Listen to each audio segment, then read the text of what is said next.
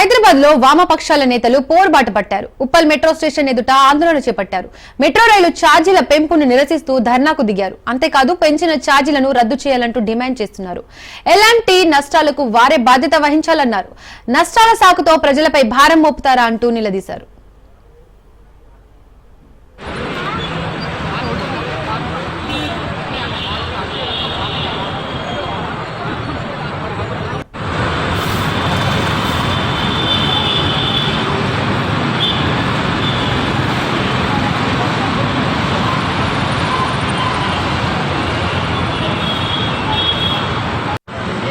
Fixation committee వేసింది ఎవడు?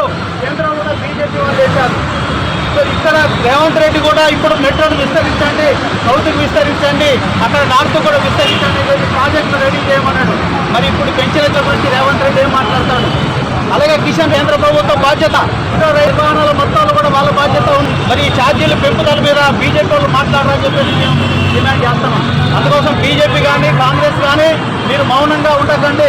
ప్రజల భారాలని ఆలోచించి దాన్ని తగ్గించే దానికోసం మీరు కూడా ముందుకు రావాలి.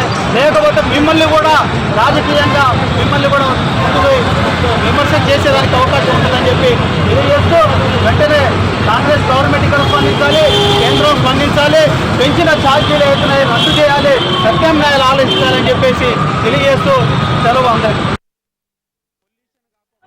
ట్రాఫిక్ సమస్య ఏర్పడుకోకుండా సులభతరంగా ప్రయాణం చేసే విధంగానే మెట్రో ఏర్పాటు చేశారు. కానీ ఈనాడు మెట్రో ఛార్జీలు విపరీతంగా పెంచడం, పార్కింగ్ దగ్గర నుంచి టాయిలెట్ దగ్గర నుంచి విపరీతంగా వసూలు చేయడం మూలంగా రెగ్యులర్గా జర్నీ చేసే ప్రయాణికులకి రోజువారీగా నెలకి 8,000 నుంచి 10,000 రూపాయలు అవుతున్నాయి. ఢిల్లీ పొల్యూషన్ లాగా హైదరాబాద్ పొల్యూషన్ కూడా పెరిగితే ఎటువంటి పరిస్థితి ఏర్పడుతుంది? దీన్ని దృష్టిలో పెట్టుకొని పొల్యూషన్ సమస్య లేకుండా చూడటం అనేది ప్రభుత్వం ఆలోచన చేయాలి. మెట్రో ఛార్జీలు పెంచారు, ఇది అశాస్త్రీయంగా పెంచారు.